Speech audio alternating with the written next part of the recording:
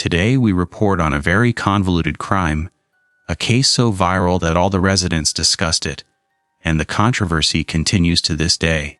Many believe the verdict was a miscarriage of justice.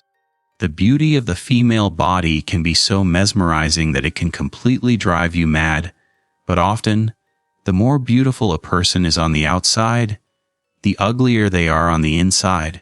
Sometimes beauty conceals such horrors that you can lose not only your mind but also your life. Patrick Warren McRae realized the dream of millions of Americans to become famous and work in television. Pat, as his family and friends called him, started working at a television station and eventually became a video production coordinator. The man was hardworking and devoted all his free time to his work, which allowed him to realize his dream of a brilliant career. Despite all his professional ambitions, he was also family-oriented. He married in 1985, and a whirlwind romance developed into a shared life with children, but after 12 years his career destroyed the relationship. In 1997, the McRae family broke up. Nevertheless, Pat remained a devoted father to his 2 children from his first marriage. He maintained a warm relationship with his ex-wife Patty, allowing custody to be shared without problems or restrictions. The children visited their father almost daily, as they lived close to each other. Pat continued to work actively, but took every opportunity to see his children and spend time with them. He regularly took them to soccer games and attended their matches. On weekends, they all went to the movies and cafes together, which became their tradition. Co-parenting sometimes led to arguments between the former spouses, but even after the separation, they tried to reach an agreement and compromise. Until 1999, he continued to live in Des Moines. Patrick was 43 at the time. The father's daily routine was similar every day. He usually picked up his youngest daughter in the morning to take her to school, and then went to the studio, where he worked until the evening. Afterward, he visited his children and spent the weekends with them. However, on Saturday, October 16, 1999, everything went differently than planned. Since that morning, his ex-wife had been trying to reach him because he hadn't come to visit the children as planned over the weekend. They hadn't seen each other since Friday, after the man had dropped his daughter off at school that morning. Now Pat's landline number was unavailable. He didn't call all weekend, which was uncharacteristic of him. On Monday, the man didn't come to his ex-wife's house to pick up his daughter, and he didn't appear at work either. This behavior struck her as suspicious, so the ex-wife decided to go to his home herself. The woman had a feeling something bad might have happened. When she arrived at the house, Pat's car was still in the driveway, so he must be home. The front door was locked, and no one answered her knock. To get in, the ex-wife used the spare key her husband had left for emergencies. When she opened the door, she found Patrick lying on the floor next to the front door. The man was lying in a pool of blood, apparently for several days, as a distinctive odor of decomposition already lingered in the air. Numerous blood stains were visible on the walls and floor around the body, leading into the living room. The terrified woman immediately called the police. Police officers quickly responded to the emergency call from Patrick's home. This affluent neighborhood was known for its low crime rate, so the murder shocked the entire community. Naturally, the death of the popular television coordinator could not go unnoticed, and all local television stations reported on it that same day. But what really happened to the man? After examining the crime scene, investigators determined that the attack had begun in the living room. Patrick had tried to defend himself and made it to the hallway, but just a few meters from the front door, he lost his strength and collapsed. Patrick suffered multiple stab wounds which led to fatal bleeding. Judging by the amount of blood, he lost consciousness and died within minutes. A search of the house failed to find the murder weapon. Bloody trails were found throughout the house, leading to the bathroom. Presumably, the attacker went there after the crime to clean themselves, as the sink was still smeared with blood. From there, the perpetrator returned to the living room and then to the hallway, as if searching for something. Several items were missing from the house. In particular, the ex-wife was unable to locate a glass statue. In addition, several expensive shirts disappeared from the closet. This selection seemed odd for a robbery, especially since some more valuable items remained in place. A wallet was stolen from the back pocket of the blood-soaked jeans. But the strangest thing was that it wasn't simply stolen, but that the pocket was cut open. Why the killer took it in such an unusual way, instead of pulling it out, remained a mystery. Some items of clothing and the contents of the closets were scattered and lay on the floor, as if someone had been searching for something there. All this pointed to a possible motive for the attack being robbery. Although the killer's behavior seemed very odd, he may have been under the influence of some substance, and a staged attack wasn't ruled out. No signs of forced entry were found. The windows were unbroken, and the door was locked. This was another oddity, as the bloody trail led directly through them. Apparently, Patrick himself had let the perpetrator into the house. Many items of clothing hanging in the closet were stained with blood, as if someone had searched the pockets for valuables. The footprints raised the most questions. Bloody marks were visible throughout the house and even outside. Their location and number suggested that the perpetrator had left and returned several times. But why had they done that? Some of the marks were made with fresh blood, while above them were other, equally bloody but already dried marks. According to the coroner's calculations, Pat died late Friday evening or night, about 2 days before his ex-wife found him. Police began to piece together the events and discovered that Pat McRae had spent most of the evening after work at a local strip club called the Outer Limits. When the police showed up there with his photo, many of the dancers recognized him. He was a regular, visiting the club at least once a week since his divorce. He was described as a friendly, quiet man who usually arrived around 10 p.m., but on this Friday, he showed up much earlier. He usually just had a few drinks, chatted with the women, watched the dancers, and left. But this evening was unusual from the start. Instead, Pat requested a private dance at his apartment from one of the club's employees. By a strange coincidence, this woman didn't show up for work the next day, even though she was supposed to. Her name was recorded as Laura Inland. After discovering all this, the police concluded they had a prime suspect in the murder. When they tried to locate Laura in the apartment she was renting, no one was there. The landlord said she should be there. They suspected the young woman had fled, but since there was no evidence against her, they decided not to launch a manhunt for the time being. Time passed. Since Laura could be the last person to see Patrick alive, the search for her was intensified, and friends and acquaintances were questioned. In the meantime, the detectives had finally completed all investigations at the crime scene. It was confirmed that the killer had returned to the crime scene, as the bloody remains indicated. Traces of shoes were found, confirming the killer returned several hours later, adding to the list of oddities in this case. This case was essentially similar to a robbery, but there were some completely illogical details. All fingerprints were collected and carefully analyzed. Most of them came from size 38 shoes, others from the victim's slippers. Even more time was needed to take DNA samples. About 70 different stains were collected from the house and included for analysis. The most suspicious were small drops left on the bedspread. A whole trail led from the front door and across the fabric. These traces had to be cut out of the bedspread. Analysis revealed that it was a mixture of the blood of the deceased and the suspected murderer. The second DNA sample came from a woman, which increased suspicion against the dancer Laura. The forensic examination confirmed that the cause of death was stab wounds and subsequent blood loss. Most of the stab wounds were concentrated on the victim's chest and neck area. Patrick resisted but was apparently caught off guard. As a result, the victim suffered a series of life-threatening injuries. The coroner noted numerous defensive wounds on his hands. In his opinion, this explained why not only the victim's blood, but also that of the attacker was found at the crime scene, as perpetrators often cut themselves on the blade when the hand slips during the intensive use of a knife. This should have left clear marks on the palms and fingers of the potential perpetrator. Finally, after a day, investigators managed to locate the dancer in question.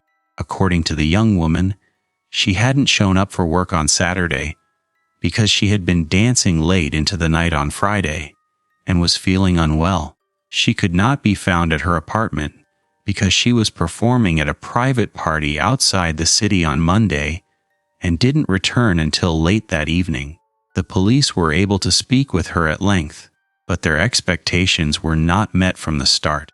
The first thing that caught the investigators' attention was the lack of characteristic injuries on the woman's palms. However, that didn't mean she couldn't have been injured in other ways. She willingly cooperated with the police and voluntarily provided DNA samples, which were immediately sent for testing. While the DNA samples were being tested, investigators arrested the young woman and questioned her extensively. She claimed that she hadn't danced for the deceased that evening. She had briefly seen him near the stage and recognized him because he was a regular customer, but that evening he hadn't shown any interest in her. She denied going to his home. According to her, she and Patrick had never met in such a situation before. She was still at the top of the list of prime suspects, but when the DNA test results came in, the profiles didn't match. Therefore, she was removed from the list. The manager of the strip club was now a suspect. Since the lie seemed strange, the police officers returned to him, and the club employee stated that he had probably been mistaken. The dancers wear different wigs, so they can look very similar, especially in dim lighting and dazzling flashlights. It was probably a different woman, but it was difficult to determine who exactly it was. For some reason, the investigators decided not to verify this information and filed this version away. In the meantime, the investigators sent the murderer's DNA sample to the police database. However, no matches could be found. Either this was a first-time crime, or the mysterious stranger had somehow managed to avoid being included in the database. The reason for this was that the information in the database was incomplete and not all of it had been uploaded. The investigators returned to re-analyze the sparse data available to them. It was obvious that Pat McRae knew the murderer, so they checked the man's immediate environment. The deceased had been a very friendly and positive person. He even had a good relationship with his ex-wife, which can sometimes be very difficult. Her DNA profile was also checked, but it did not match the blood found at the crime scene. None of Patrick's relatives or friends had the slightest idea who could have done this. It seemed as if no one had a motive to kill him. Then it was noticed that the suspected perpetrator had left bloody marks on the curtains. After the murder, she had looked out into the street, probably to make sure no one had noticed. It was possible that one of the neighbors had actually seen the woman through the window. All of these people were interviewed again, but no one could remember anything. At the time indicated, all the neighbors were asleep. No one had noticed the robbery. One strange detail haunted the investigators' two sets of clues. The first had been left with fresh blood, but a few hours later, the perpetrator returned and left more clues. This all seemed strange. When a murderer returns to the crime scene, it's usually quick, not after several hours. If the murderer had remembered a valuable item she wanted to steal, why had she left so many expensive items in the house? This all seemed like the behavior of a rash person. As a precaution, local pawn shops were checked, but this also yielded no results. The murderer seemed inexperienced in such matters, yet she still managed to evade arrest. The police checked everyone Pat had worked with and who knew him, but no DNA matches could be found. The investigators were baffled. This situation persisted for 5 years. The victim's relatives tried to help with the investigation, distributing flyers, but there were no leads. A reward was offered, but it only led to a few false leads. Investigators wasted a great deal of resources but without success. The incidents deeply shocked the local population. The brutal murder and the police's inability to find the perpetrator were deeply disturbing. Despite public pressure, the investigation made no progress. Years passed, and public interest in the murder gradually waned.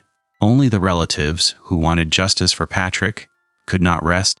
5 years later, fellow investigators from another region, their precinct in Lincoln, Nebraska, called Des Moines and reported that they might have a valuable lead in the Patrick McRae case.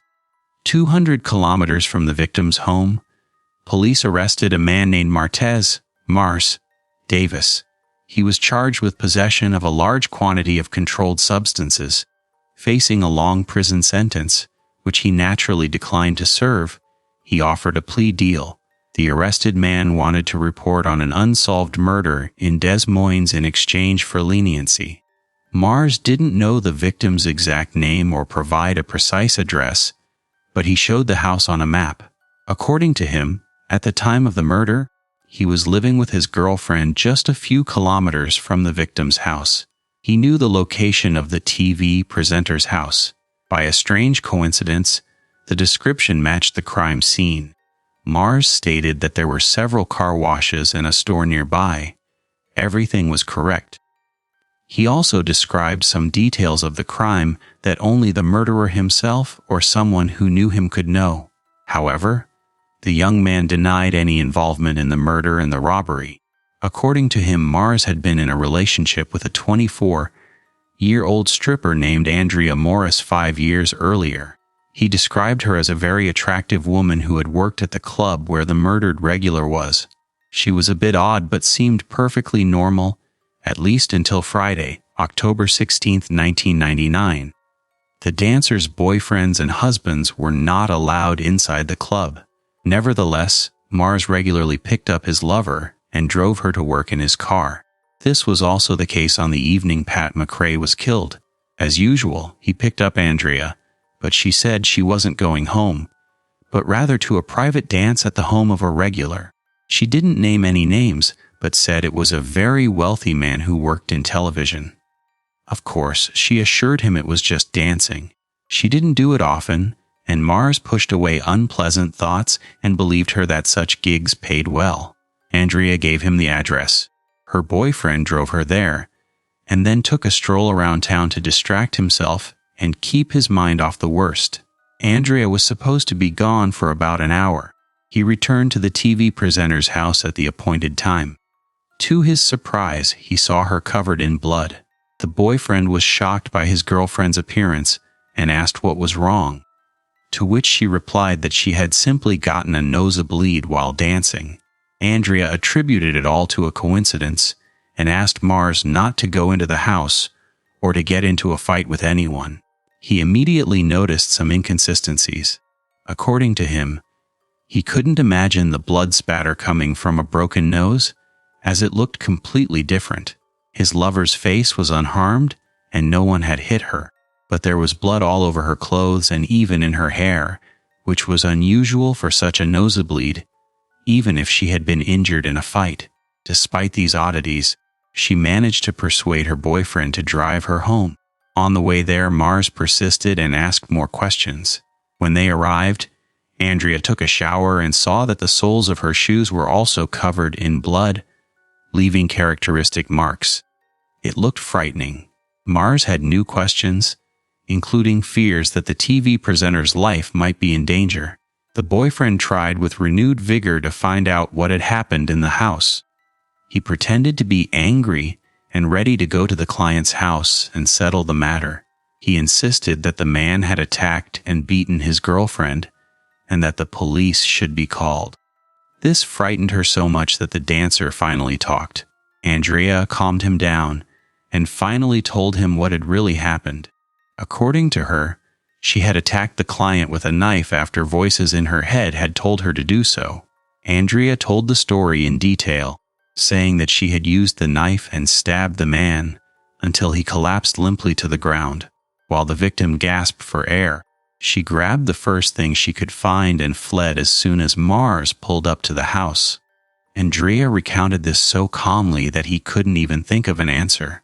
It sounded so absurd that he simply believed it and then wanted to forget it all like a nightmare. In reality, the horror wasn't over yet.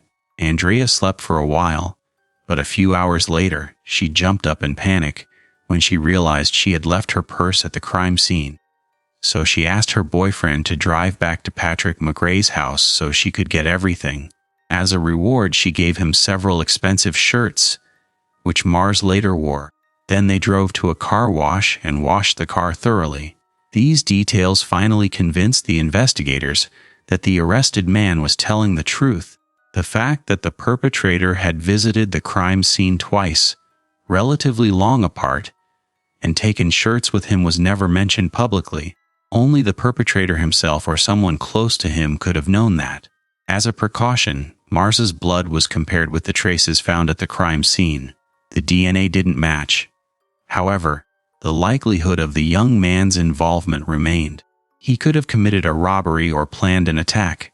In any case, the man was promised lenient punishment for his confession, despite some suspicious details, such as washing the car in the middle of the night. Mars didn't know where Andrea's ex-girlfriend lived now. After these events, they soon broke up and had no further contact. The task now was to find Andrea Morris, speak with the young woman, obtain a confession, and hold her accountable for her crimes. She was put out for arrest. After breaking up with Mars, it turned out that Andrea had moved away and no longer even lived in the state. After a database check, she was quickly located. Shortly before these events, the suspect had been released from a prison in Nebraska. She had served 2 years for possession of controlled substances. Interestingly, not all U.S. states collect DNA samples and store them in a database upon inmates' release from correctional facilities. Fortunately, this was the case in Nebraska. However, the data had not yet been uploaded to the database. Therefore, Andrea's arrest in the Patrick McRae murder case was inevitable. However, this could have been delayed for years if Martez Davis had not gone public with his revelation, as the suspect was required to provide a DNA sample after her release. Now the police officers could request information from their colleagues and compare the profiles. They showed a match with the materials collected from the victim's home, which was irrefutable proof of her guilt. Andrea Morris was arrested at her apartment in Lincoln, where she was living at the time. When the police officers arrived at her door and informed her that they had come from Des Moines, Iowa, the woman immediately turned pale. They told her about Patrick, but the arrested woman denied her guilt. She insisted that Martez Davis was the murderer. The woman admitted that on the night of the murder, she had indeed gone to Pat's house after work at the strip club for a private dance. According to her, she always went to such appointments with her boyfriend, Mars Davis, who was simply in another room at the time. This was done for safety reasons. If a client got carried away or became aggressive, she could simply scream, and her boyfriend would rescue her. During the private dance, Patrick pushed her onto the sofa so she couldn't get up and began kissing her. She didn't have enough strength to push the large man away, so she started screaming. Mars Davis ran out of the other room with a knife in his hand. The boyfriend saw everything, flew into a rage, stabbed the man several times, and killed him. Although the suspect tried to sound convincing, her story seemed to be a lie from the start. Size 38 shoe prints were found at the crime scene, which were the same shoes Andrea Morris was wearing. Martez Davis was a much larger man and wore shoes of a different size, and not a single similar print was found in the slain TV host's house. Even if the dancer's boyfriend had been in the house, he probably hadn't participated in the crime, as his shoes showed no traces of blood. Investigators already suspected that Mars might have been involved in the robbery or part of the conspiracy as a driver, but as the prosecutor said, a deal is a deal. In any case, Andrea was the murderer. Her arrival at the client's house resembled a premeditated crime from the very beginning. It cannot be ruled out that it was only about criminal money, but something provoked the woman. She distracted the client's attention, approached him, pulled out a knife, and stabbed him. In total, the TV presenter suffered 6 stab wounds to which he could barely react, as he was protecting himself with his hands. He tried to escape and reach the hallway, but by that time, he was already so weakened by blood loss that he could no longer defend himself and collapsed. The perpetrator took Patrick's wallet and house keys from the still living man and fled. All this raised many questions. How comfortable was Andrea, who had stolen the keys to the crime scene, feeling? Did she intend to return? She couldn't leave the house unnoticed without outside help, so she went through the man's bedroom to see if her boyfriend had arrived. This is why bloody traces remained on the curtain. She had pushed it aside to see if the car was still there. According to the prosecution, the only true part of her story was the trip to the TV presenter's house for a private dance. Andrea confirmed that she came to her senses a few hours later and decided to check her things as she had undressed at the client's house. At that moment, the murderer realized she had left her purse behind and decided to return. Fortunately, she had her house keys with her. The dancer appeared to be acting quite sanely and aware of her actions, having previously taken care of the keys. In the fall of 2007, Andrea Morris was charged with premeditated murder. The woman refused to confess, insisting that she had not been involved in the murder.